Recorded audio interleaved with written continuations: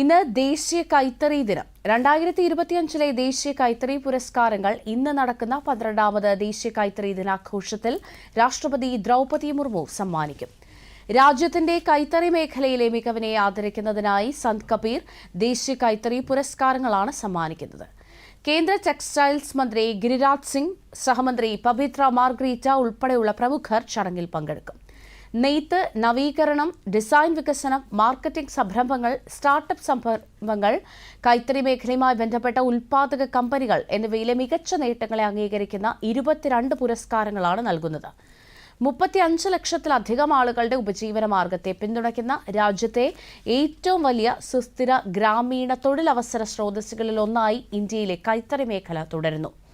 ഈ മേഖലയിലെ പങ്കാളിത്തത്തിൽ 70% സ്ത്രീകളാണ്. ദേശീയ കൈത്തറി ദിനം 1905 ഓഗസ്റ്റ് 7 ആരംഭിച്ച സ്വദേശി പ്രസ്ഥാനത്തിന്റെ സ്മരണയ്ക്കായാണ് ആചരിക്കുന്നത്.